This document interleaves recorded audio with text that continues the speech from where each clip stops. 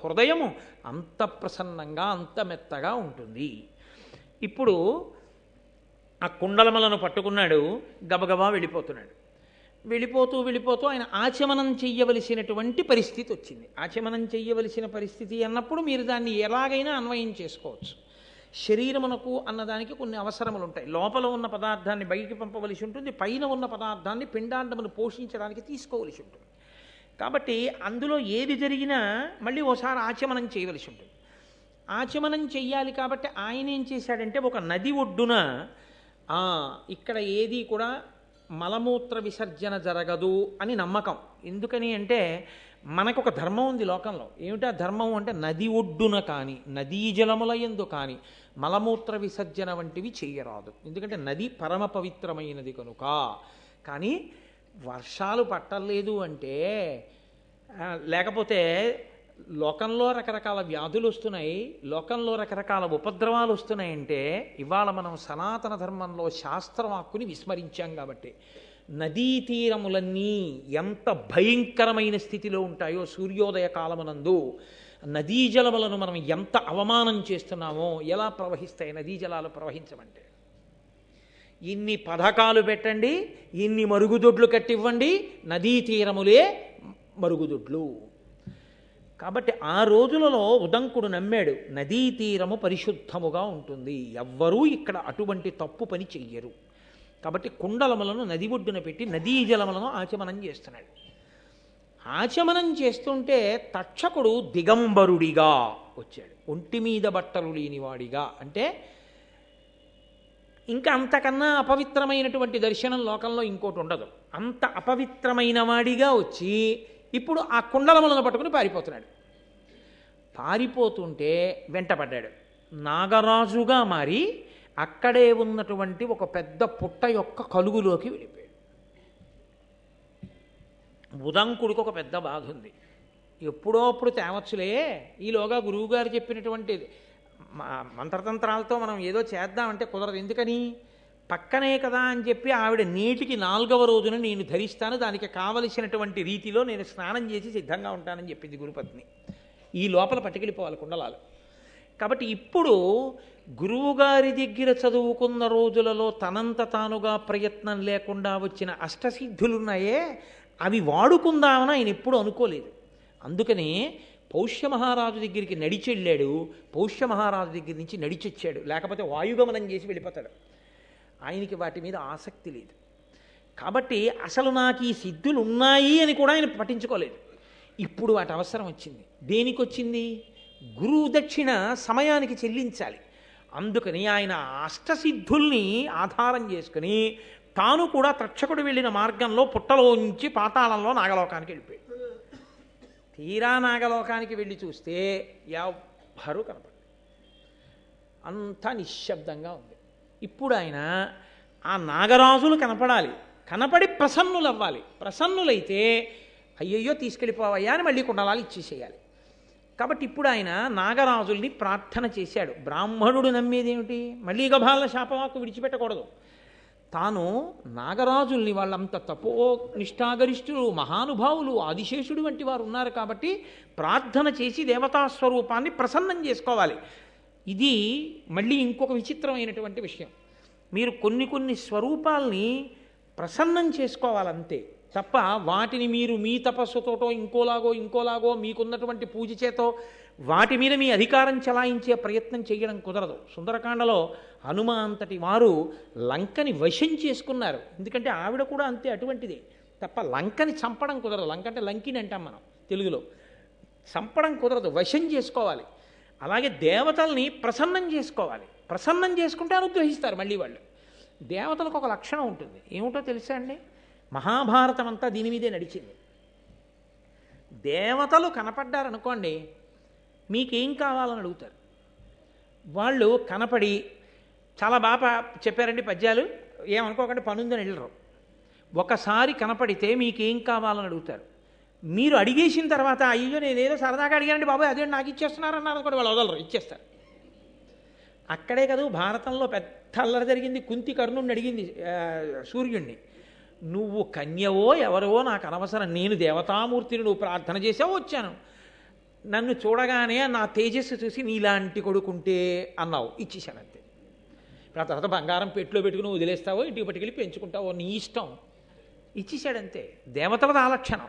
ఇప్పుడు వాళ్ళు కనబడితే చాలు కోరి తీరిపోతుంది. వాళ్ళు కనపడాలంటే ప్రార్థన చెయ్యాలి. ప్రార్థన చేస్తే ప్రసన్నులు అవుతారు. ప్రసన్నులైతే కనపడతారు. కనబడితే కోరిక తీరుస్తారు. అక్కడికి వచ్చాడు ఉదంకుడు. ఎన్ని నేర్పుతుందండి మహాభారతం. ప్రతి చోట ఆచారకాండ, వేదము, ధర్మము ఇన్నిటినీ ఆవిష్కరిస్తూ ఉంటారు. కాబట్టి ఇప్పుడు ఆయన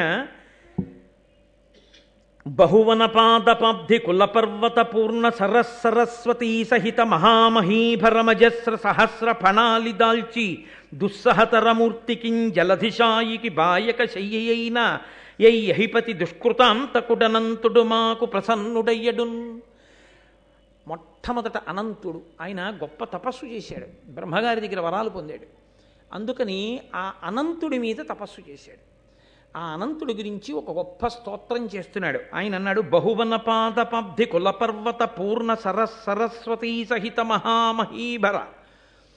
కులపర్వతాలతో, పెద్ద పెద్ద పర్వతాలతో, నదులతో, అరణ్యములతో, వనములతో ఉన్నటువంటి ఈ భూమినంతటినీ కూడా ఇంతటి బరువుని తన పడగల మీద మోసేటటువంటి ఆదిశేషుడెవరున్నాడో ఆయన ఈ భూమి భారాన్ని వహించడమే కాదు, ఇటువంటి బ్రహ్మాండములన్నిటినీ తన బొజ్జలో పెట్టుకున్నటువంటి శ్రీమన్నారాయణుడు పాలసముద్రంలో పడుకుని ఉండగా ఆయనకి శయ్యయ్యి ఆయనని కూడా వహించగలిగినటువంటి శక్తి కలిగిన ఆదిశేషుడు ఎవరున్నాడో, ఆ అనంతుడెవరున్నాడో ఆయన మాకు ప్రసన్నుడయ్యడున్. ఆదికవి కదండి నన్నయ్య గారు. అందుకని నన్నయ్య గారు ఆదికవిగా తర్వాత కవులకు శతక సాహిత్యంలో మకుటం పెట్టడం నేర్పారు. ఆ తరువాతి కాలంలో చేసినటువంటి శతకాలలో శ్రీకాళహస్తీశ్వర అంటూ దూర్జటి మొదలైన వాళ్ళు ఒకే పేరుతో మకుటం పెట్టి శతకాలు చేశారు. ఒకే మకుటంతో పద్యరచన ఆదికవిగా నన్నయ్య చేశారు. కాబట్టి అటువంటి ఆ శేషుడు మాకు అయ్యడుగాక. అరిది తపో విభూతి అమరారుల బాధలు వందకుండగా ఉరగుల నెల్లగాచిన మహోరగనాయకుడు ఆడానమత్సురాసురమకుటాగ్రరత్న రుచి శోభిత పాదున కద్రినందనేశ్వరునకు భూషణంబయిన వాసుకి మాకు ప్రసన్నుడయ్యడున్. ఆయన ఏ జాతిలో పుట్టాడో ఆ నాగజాతి ఇబ్బందులు పడకుండా, దేవతల వలన రాక్షసుల వలన ఆపదలు రాకుండా గొప్ప తపస్సు చేసి దేవతల చేత రాక్షసుల చేత కూడా నమస్కరింపబడేటటువంటి లక్షణమున్నవాడు. దేవతలు రాక్షసులు కూడా నమస్కరిస్తుంటే ఇరువురి యొక్క తల్ల మీద అలంకారము చేయబడినటువంటి కిరీటములలో పొదగబడిన మణుల యొక్క కాంతుల చేత ప్రకాశించేటటువంటి పాదపద్మములు కలిగినటువంటి పరమేశ్వరునికి ఆభరణముగా భాషించేటటువంటి వాసుకి మాకు ప్రసన్నమయ్యడుగాక. ఇదొక చిత్రమైనటువంటి విషయం ఈ ప్రార్థనలో. తండ్రి అన్న మాటకు అర్థం ఉంటుంది. తండ్రికి 5 కొడుకులు ఉన్నారనుకోండి, ఒక ఆయన ఐఏఎస్, ఒక ఆయన ఐపీఎస్, ఒక ఆయన ఐఆర్ఎస్, ఒక ఆయన ఐఎఫ్ఎస్, ఒక ఆయన జేబు దొంగ. తండ్రి ఐఏఎస్, ఐఆర్ఎస్, ఐఎఫ్ఎస్, ఐపీఎస్లకే తండ్రా, జేబు దొంగకు కూడా తండ్రా? జేబు దొంగకి తండ్రి. నాన్నగారి షష్ఠి పూర్తికి 5 అక్కడికి వచ్చి నమస్కారం చేస్తారు. 5 బట్టలు పెడతారు. 5 జేబు దొంగతో సహా, నాన్నగారండి మీరు తప్ప మాకు ఎవరున్నారండి అని నమస్కారం పెడతారు కదా. అంతేకాని లోకంలో వీడు నాకు కొడుకు కాడు నేను వదిలిపెట్టేశాను అనడం కుదరదిహ. కన్న తర్వాత తండ్రే, వాడు గుణవంతుడో గుణం లేనివాడో.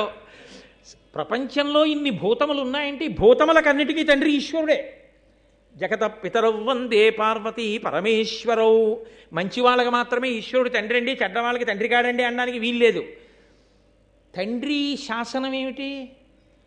జేబు దొంగ ఉన్నాడనుకోండి, తండ్రికి నమస్కారం చేస్తున్నాడు అనుకోండి, జేబు దొంగలు నమస్కారం చేసేవాడండి ఆయన అని మీరు ఆయన్ని తిట్టారనుకోండి, ఊరే నువ్వు వెళ్ళరా కాసేపు కాకినాడ అన్నాడు అనుకోండి, ఏమైపోతాం మనం? మీకు ఆయన ఏం ఉపకారం చేయగలడు? రే ఇలాగే కూర్చోను కాసేపు అన్నాడు అనుకోండి. ఇప్పుడు తండ్రి గారి మాటకి వశవర్తియే ఆ జేబు దొంగ అలాగే కూర్చున్నాడు అనుకోండి, నువ్వు ఎక్కడికి వెళ్ళకు, మీ అమ్మ ఇక్కడే పెడుతుంది భోజనం చేసి, అంటే ఇక్కడే భోజనం చేసి ఇక్కడే పడుకో నువ్వు అన్నాడు అనుకోండి. కాకినాడలో ఆ రోజు 1వ తారీఖు జీతాలన్నీ జేబులో పెట్టుకెళ్ళే వాళ్ళ జీతాలన్నీ ఇంటికి ఎడతాయా? వెళ్ళవా? వెళ్ళిపోతాయి కదా. 1వ తారీఖు ఒక్కరోజు ఆయన వదిలేశాడు అనుకోండి, వెళ్ళరా నువ్వు కాకినాడ అన్నాడు అనుకోండి, ఆ నెలలో జీతాలు ఇంటికి పట్టుకెళ్ళిన వాళ్ళు ఎవరు ఉండరు కాదు, వాడు ఒక్కడే పడిపోతాడు అన్ని జీతాలు ఉద్యోగం చేయకుండా. పరమేశ్వరుడి దగ్గర రాక్షసులు వశవర్తులైతే మనకు అదృష్టం. ఎందుకో తెలుసా అండి? భగవద్భక్తులైనవా చూసావా, వాడు రోజు నాకు నమస్కారం చేస్తాడు, వీడే నువ్వు వాడి జేబు వంక చూశావో అంటాడు శివుడు. నాన్నగారని వాడి జోలికి వెళ్ళండి ఏంటంటే. కాబట్టి రాక్షసులు దేవతలు కూడా తండ్రి పరమేశ్వరుడికే నమస్కరిస్తారంతే. కాబట్టి ఆయన భూతములను అణిచిపెట్టి భక్తుల్ని కాపాడుతుంటాడు. ఇది తత్వాన్ని ఆవిష్కరించడం పద్యంలో. అటువంటి పరమేశ్వరుడికి ఆభరణమైన వాడు వాసుకి. కేవలం పరమేశ్వరుడు అంటే శక్తి సహితుణ్ణి చేయడం ఎలా? అందం చూడండి ఆ పద్యంలో. కాబట్టి అద్రినందనేశ్వరునకు, అద్రినందన అంటే పర్వతరాజపుత్రి పార్వతి, పార్వతికి ఈశ్వరుడు కాబట్టి పరమేశ్వరుడు. ఆయన పార్వతీపతి, పార్వతీపతి అన్నప్పుడు అమ్మవారు కూడా కలిసింది వచ్చి. కాబట్టి అద్రినందనేశ్వరునకు భూషణంబైన వాసుకి మాకు ప్రసన్నమయ్యడున్. అటువంటి వాసుకి ఎవరున్నారో ఆయన మాకు ప్రసన్నమగుగాక అని ప్రార్థన చేశారు. చేసి దేవమనుష్యలోకముల ద్రిమ్మరుచున్ విపుల ప్రతాప సంభావిత శక్తి శౌర్యులు అపార విషోత్కట కోప విస్ఫురత్పావక తాపితాకిల విపక్షులునైన మహానుభావులు ఐరావత కోటి ఘోర పణిరాజులు మాకు ప్రసన్నులయ్యడున్. దేవమనుష్యలోకముల ద్రిమ్మరుచున్ విపుల ప్రతాప సంభావిత శక్తి శౌర్యులు అపార విషోత్కట కోప విస్ఫురత్ పావక తాపితాఖిల విపక్షులునైనా. ఎంత పెద్ద సమాసాలు వేశారో చూడండి. దేవలోకంలో మనుష్యలోకంలో అంతటా తిరుగుతూ అపారమైన కోపంతో ఉంటూ తమ యొక్క విషం చేత దేన్నైనా కాల్చేయగలిగినటువంటి శక్తి కలిగిన వాళ్ళై మహానుభావులై ఐరావత వంశంలో జన్మించినటువంటి నాగులన్నీ కూడా మాకు ప్రసన్నమయ్యడున్, వాళ్ళు మాకు ప్రసన్నమయ్యడుగాక. గోత్ర మహామహీధర నికుంజములన్ విపినంబులన్ గురుక్షేత్రమునన్ ప్రకామగతి ఖేలను నొప్పి సహాశ్వసేనుడై ధాత్రి పరిభ్రమించు బలదర్ప పరాక్రమ దక్షుడీక్షణ శ్రోత్ర విభుండు తక్షకుడు శూరుడు మాకు ప్రసన్నమయ్యడున్, ప్రసన్నుడయ్యడున్ అని తక్షకుడి మీద స్తోత్రం చేస్తున్నారు. గోత్ర మహామహీధర నికుంజములన్ విపినంబులన్ గురుక్షేత్రమునన్. పెద్ద పెద్ద పర్వతాల దగ్గర పుట్టలలో తిరిగేటటువంటి లక్షణమున్నటువంటి తక్షకుడు కన్ను చెవి రెండింటి యొక్క శక్తి ఒక ఇంద్రియమునందే పెట్టుకుని ఉన్నవాడు. అంటే చూస్తుంటే విననివాడు, వింటుంటే చూడనివాడు. రెండు ఇంద్రియముల శక్తి ఒక ఇంద్రియంలోనే ఉంటుంది. చూస్తున్నప్పుడు ఇంకా వినపడదు, వింటున్నప్పుడే కనపడదు. అలా రెండు ఇంద్రియముల శక్తి ఒక ఇంద్రియములో కలిగినటువంటి వాడు. అందుకని ఈక్షణ శ్రోత్ర విభుండు తక్షకుడు శూరుడు మాకు ప్రసన్నుడయ్యడున్. ఆ శూరుడైనటువంటి తక్షకుడు మాకు ప్రసన్నమయ్యడుగాక అని ఆ నాగులను ఉద్దేశించి ఈ స్తోత్రం చేశారు. మా గురువుగారు తరచుగా ఓ మాట చెప్తుంటారు, నాయన ఈ పద్యాలు ఎక్కడ చదివినా ఎప్పుడు చదివినా ఎవరు విన్నా వాళ్ళకి పాముల వలన బాధలు రావురా, తరుముకొస్తున్న ఆపదలుంటే పోతాయిరా నాయన, ఈ పద్యాలు చాలా గొప్పవిరా అంటుంటారు. నేను ఆయనంత బాగా చదవలేను, కానీ మా గురువుగారు అయితే ఇందులో పద్యాల్ని పాము బుస్ అంటే ఎలా వస్తుందో అలాగే చదువుతారు. అది ఎందుకంటే పాములను ఉద్దేశించి చదివిన పద్యాలు కదా, అందుకని ఆ పద్యం అలాగే చదువుతారు. మా గురువుగారు చదువుతున్నప్పుడు నిజంగా అలాగే ఉంటుంది. కానీ ఒక్క మాట మాత్రం మీరు గమనించవలసి ఉంటుంది. నిజానికి కవులు అటువంటి శబ్దముల యొక్క సౌందర్యమునందు ఏ విధమైన అనురక్తి కలిగిన వారు కారు. నేను మా గురువుగారు దాంట్లో అందం ఉందన్నారని నేను మీతో అన్నాను, కానీ నిజంగా ఆ పద్యంలో అదే అందము అని నేను చెప్పాను అనుకోండి, నన్నయ్య గారు చిన్నపుచ్చుకుంటారు. నేను యథార్థం చెప్తున్నాను. అలా కేవలము శాబ్దిక సౌందర్యము కొరకు వెంపర్లాడి కవిత్వం చేయరు పెద్దలు. దాంట్లో నిక్షేపింపబడిన అర్థానికే ఎక్కువ ప్రతిపాదన, కానీ అది అనుషంగికం. అటువంటి ఆ శబ్దాన్ని అలా పొదగడం ఒక గొప్పతనం. నేను మీకు ఒక్కసారి అది ఆ బుస్సు పద్యంలోకి ఎలా వస్తుందో మీకు నేను ప్రయత్నం చేసి చూస్తాను. బహువన పాద పబ్ధికుల పర్వత పూర్ణ సరస్వతి సహిత మహామహీభర మజస్ర సహస్ర ఫణాళి దాల్చి దుస్సహతరమూర్తికిన్ జలధిశాయికి బాయక శయ్యయైన యయ్యహిపతి దుష్కృతాంతకుడనంతుడు మాకు ప్రసన్నుడయ్యడు. పాము యొక్క బుస్ అని ఎలా వస్తుందో పద్యంలోకి ఆ శబ్దాన్ని అలా ఒదిగింది. అది మహానుభావం. కానీ దానికన్నా భావమే గొప్పది, తత్వమే గొప్పది తప్ప నన్నయ్య గారిని కేవలము ఆ శబ్దాల యొక్క వైభవాన్ని ప్రకటించి నన్నయ్య గారిని కించపరచడం నా ఉద్దేశ్యం ఎంతమాత్రం కాదు. నేను ఆయన పాద పరాగమును తల మీద చల్లుకుని బ్రతుకుతున్నామండి. కాబట్టి ఇప్పుడు ఆ నాగులనన్నిటినీ కూడా ఆయన స్తోత్రం చేశారు. కానీ వారెవరూ కనపడలేదు. అక్కడ ఒక గుర్రం మీద కూర్చున్నటువంటి ఒక దివ్యమైనటువంటి ఒక పురుషుడు ఒకడు దర్శనమిచ్చాడు. దర్శనమిచ్చి ఆయన అన్నాడు, నాయన నా దగ్గరకు వచ్చి నా చెవిలో ఒకసారి ఊదవయా అన్నాడు. ఆయన దివ్య పురుషుడు చెప్పాడు, నమ్మాడు. వెళ్ళి ఆ గుర్రం చెవిలో ఒక్కసారి ఉఫ్ఫని ఊదాడు.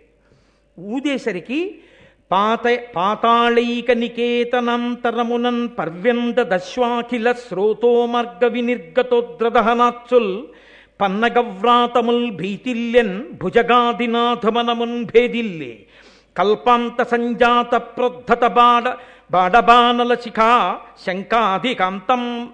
శంఖాధికాంతంకమై. ఆ చెవిలో ఒక్కసారి ఊదేసరికి ఒక పెద్ద అగ్నిహోత్రం, అది కూడా ప్రళయకాలంలో వచ్చేటటువంటి అగ్ని ఎలా ఉంటుందో అటువంటి అగ్ని పైకి వచ్చింది. వచ్చి ఆ నాగలోకాన్నంతటినీ చుట్టుముట్టింది.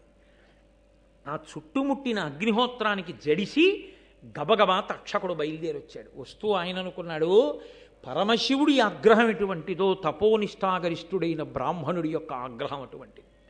కాబట్టి నేను చేసిన తప్పును దిద్దుకోవడము అంటే పట్టుకెళ్ళి ఈ తాటంకములను ఈ కుండలములను ఆయనకి ఇచ్చేయడమే అని పట్టుకెళ్ళి గబగబా ఆ ఉదంకుడి చేతిలో కుండలములను పెట్టాడు. ఆయన ఆ కుండలాల్ని తీసుకున్నాడు.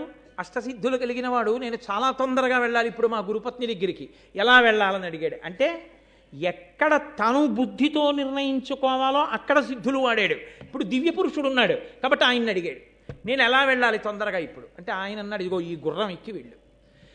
అక్కడే ఆశ్చర్యకరమైనటువంటి సందర్భాన్ని ఒకదాన్ని ఉదంకుడు చూశాడు.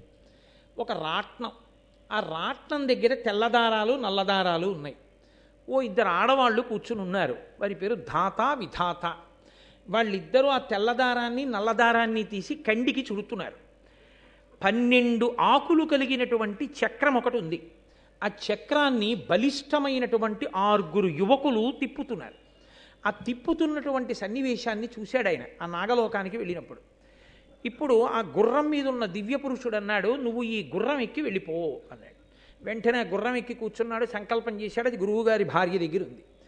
ఆవిడ అప్పుడే స్నానం చేసి వచ్చి కూర్చుని, సుముహూర్తం అవుతోంది, కుండలాలు పెట్టుకోవాలి, వచ్చాడా శిష్యుడు అని చూస్తాను. అమ్మా వచ్చానమ్మా అన్నాడు. గబగబా కుండలాలు ఇచ్చాడు. గురుపత్ని ఆ కుండలాలు పెట్టుకుంది. గురువుగారు గురుదక్షిణ ఇచ్చాను. నాకు ఎంతో సంతోషంగా ఉంది. ఇస్తే సంతోషిస్తారని గురువుగారు కాదు, ఇచ్చి నేను సార్థకత పొందాను. ఆ చదువుకు ఒక సార్థకత కలిగింది ఇప్పుడు. కాబట్టి నేను పరమ సంతోషాన్ని పొందాను. కానీ గురువుగారు నాకు ఒక్క అనుమానం.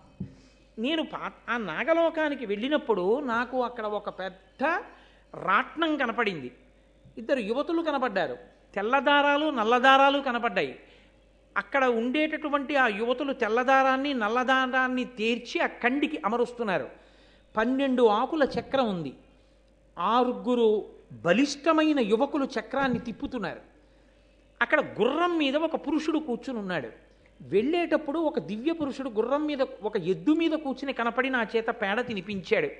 ఇవన్నీ ఏమిటో మీ దగ్గర తెలుసుకుందామని ఉంది గురువుగారు. అప్పటికి వాళ్ళు దివ్య పురుషులు కాబట్టి నేను చూసి వచ్చేసాను. గురువుగారిని అడిగి తెలుసుకుందామని. అవన్నీ ఏమిటి అని అడిగాడు. అయితే గురువుగారు నేను చూసి వచ్చానని నేనేం చెప్తాను రానలేదు. పైలుడు అలవోకగా దాన్ని విడమర్చాడు. ఆయన అన్నాడు, అపురుషుండింద్రుడు అయ్యుక్షమైరావతంబు గోమయమృతంబు నాగభువనంబులో గన్న పొలతులిద్దరూ ధాతయును విధాతయు వారి అనువయించు సిత కృష్ణ తంతు రాజిత తంత్రమది అహోరాత్రంబు ద్వాదశారములు గలుగు చక్రంబు మాసాత్మ సంవత్సరంబు కుమారులయ్యార్వురు మహిత ఋతువులు అత్తురంగమగ్ని అపురుషుండు పర్జన్యుడు ఇంద్రసఖుడు సన్మునీంద్ర ఆది నింద్రుగాంచి అమృతాశివకుట నీకభిమతార్థ సిద్ధి అయ్యనయ్యా. ఆయన అన్నాడు, గురువుగారు నువ్వు గురువుని సేవించావు కదరా, గురువుగారి మీద నమ్మకం పెట్టుకున్నావుగా, గురుదక్షిణ కట్టాలని కదా వెడుతున్నావు నువ్వు, గురుపత్ని అడిగింది అని బయలుదేరావు. నీ యొక్క చిత్తశుద్ధికి మెచ్చుకున్నారు దేవతలు. మెచ్చుకుని అటువంటి కుండలములను తీసుకురావడానికి నీకు ఒక గొప్ప శక్తినివ్వడానికి దేవేంద్రుడు మాయావేషంలో దివ్యపురుషుడిగా ఐరావతాన్ని ఎద్దుగా మార్చుకుని ఎద్దు మీద కూర్చున్నట్లు నీకు కనపడ్డాడు. ఆయన దేవేంద్రుడు. ఆ ఎద్దు పేడ వేసిందే, అది పేడ కాదు, అమృతం. నీతోటి అమృతాన్ని తినిపించాడు దేవేంద్రుడు. దాని శక్తి వలన నువ్వు ఆ కుండలములను గ్రహించగలిగావు. అంత మహాపతివ్రత పెట్టుకున్న కుండలములను చేత పట్టుకోవాలంటే నువ్వు అమృతాన్ని తాగినవాడవై ఉండాలి.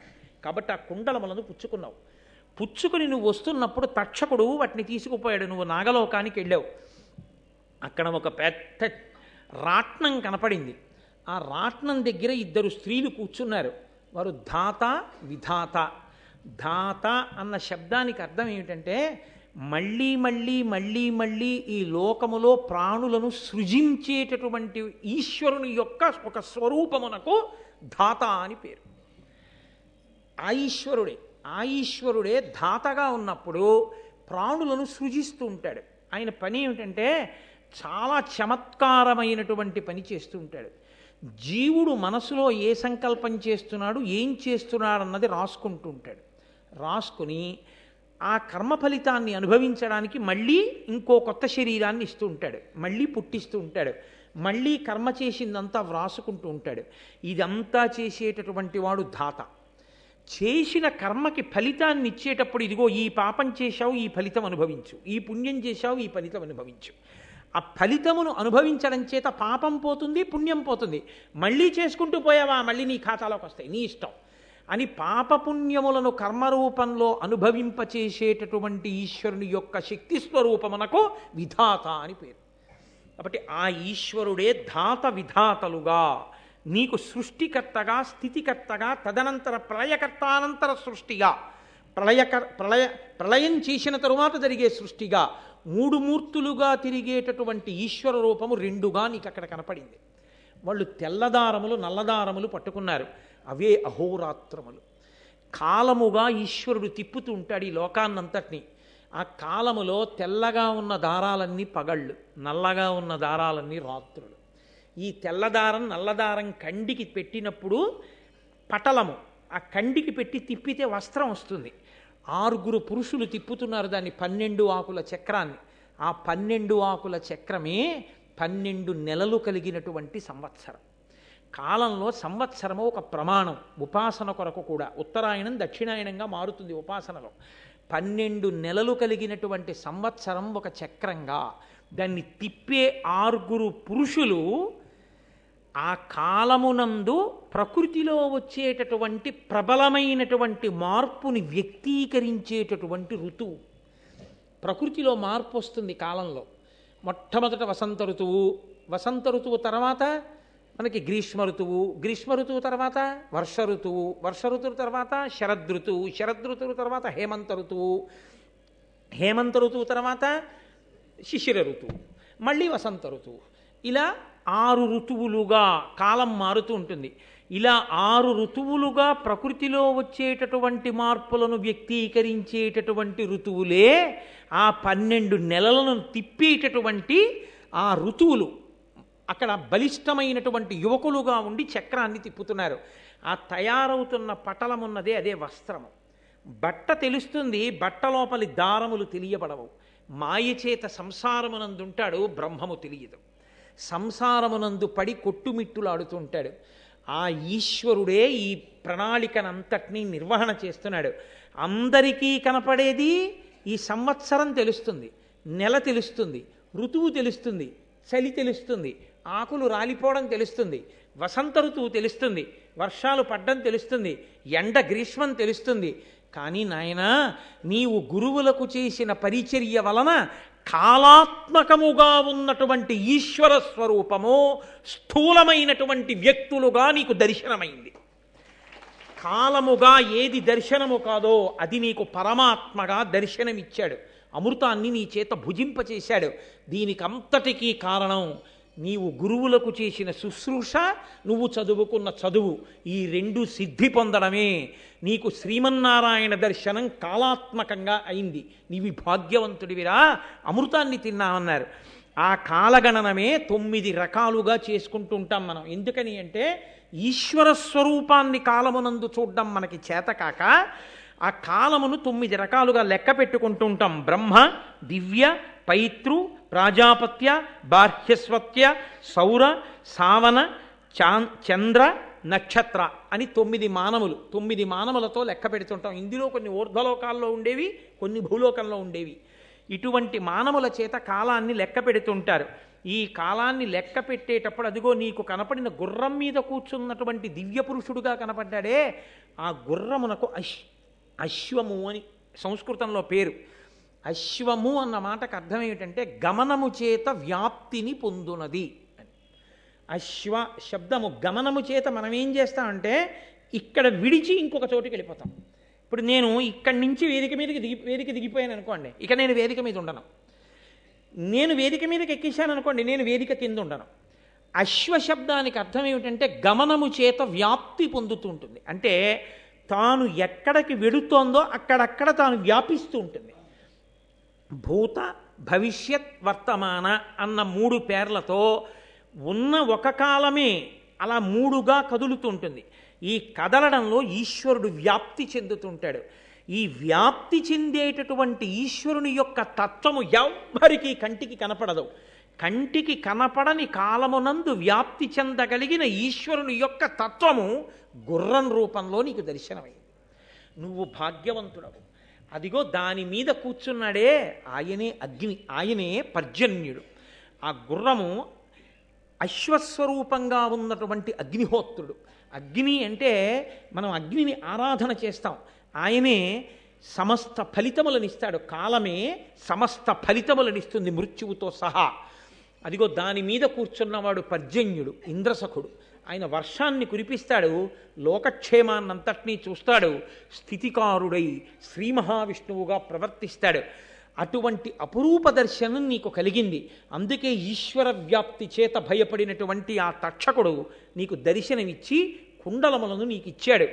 నువ్వు అటువంటి గుర్రాన్ని అధిరోహించి రాగలిగావంటే గురువుగారి అనుగ్రహాన్ని పొందినవాడు, గురువు యొక్క మనసు ప్రీతి చెందేటట్టు ప్రవర్తించగలిగినవాడు, గురుముఖత నేర్చుకున్నవాడు, సిద్ధుల కొరకు ప్రాకులాడనివాడు, బ్రహ్మ విద్య వశమైనవాడు, వాడు బ్రహ్మమునే దర్శించగలడు అని ఎదర మహాభారతంలో విశ్వరూప దర్శనం కొంతమందికి అనుగ్రహింపబడితే గురువుగారి యొక్క ప్రజ్ఞ ఎంత గొప్పదో, గురు వైభవం ఎంత గొప్పదో, గురువులు ఈ దేశంలో శిష్యులకు ఎటువంటి దర్శనం అందించారో దర్శనమనందుకున్న శిష్యుడు గురువుకి వర్ణిస్తే అది ఏమిటో తాను తెలుసుకోలేకపోయినా శిష్యుడికి అలవోకగా చెప్పి గురువు ఆ భగవంతుని యొక్క స్వరూపాన్ని శిష్యుడికి ఎలా అందించాడో ఆ పైలుని యొక్క వైభవాన్ని గురువైభవంతో ఒక గురువు పట్ల శిష్యుడు ఎలా ప్రవర్తించాలో, గురుదక్షిణ తేవడానికి శిష్యుడు ఎంత కష్టపడ్డాడో, దాని వలన ఎంత అభ్యున్నతిని పొందాడో ఎదర సాక్షాత్ శ్రీమన్నారాయణుడే ఆయన ఆశ్రమానికి వచ్చి దర్శనమిస్తాడు మాట్లాడి. అంత గొప్ప అభ్యున్నతిని పొందడానికి గురువుకి నమస్కరించడం, గురువు పట్ల మర్యాదతో ఉండడం ఎంత అవసరమో మహాభారత ప్రారంభంలోనే గురువైభవంగా వ్యాసభగవానుడు ఉదంకోపాఖ్యానాన్ని ఇస్తే దాన్ని ఆంధ్రీకరించి ననయ భట్టారకుడు మనందరినీ కృతార్థుల్ని చేసి దానిలోకి ఈ నాగములను ప్రార్థన చేసేటటువంటి అత్యద్భుతమైన ప్రార్థనా శ్లోకాల్ని తీసుకొచ్చి లోకంలో అందరూ సుభిక్షంగా ఉండి అంతఃశత్రువులను గెలవడానికి, వచ్చే ఆపదలను పోగొట్టుకోవడానికి, దానికి తోడుగా దేవతానుగ్రహం కలగడానికి భారతం వింటున్నప్పుడు కేవలం విన్నంత మాత్రం చేత ఆ పద్యముల యొక్క శక్తి ప్రసరించి అందరికీ అభ్యున్నతిని కలిగేటట్టుగా వ్యాసభగవానుని అనుగ్రహంతో నన్నయ్య మహానుభావుడై మనకి ఆంధ్రీకరించి అందిస్తే ఇవాళ మనం ఆ ఘట్టాన్ని పూర్తి చేసుకున్నాం.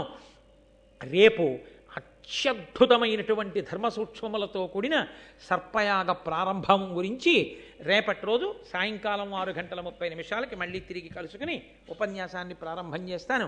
ఇవాళకి ఉపన్యాసం పూర్తయింది. మంగళాశాసనపరై మదాచార్య పురోగమై సర్వైశ్చ పూర్వైరాచార్యై సత్కృతాయాస్తు మంగళం. మంగళం కోసలేంద్రాయ మహనీయ గుణాత్మనే చక్రవర్తి తనూజాయ సర్వభౌమాయ మంగళం. ఉమా కాంతాయ కాంతాయ కామితార్థప్రదాయినే శ్రీగిరీశాయ దేవాయ మలినాథాయ మంగళం. కరచరణకృతం వా కర్మవాక్కాయజం వా శ్రవణనైనజం వా మనసం వాపరాధం విహితమవిహితం వా సర్వమేత్తక్షమస్వా శివ శివ కరుణాబ్ధే శ్రీమహాదేవ శంభో. సర్వం శ్రీ ఉమామహేశ్వర పరబ్రహ్మార్పణమస్తు. స్వస్తి.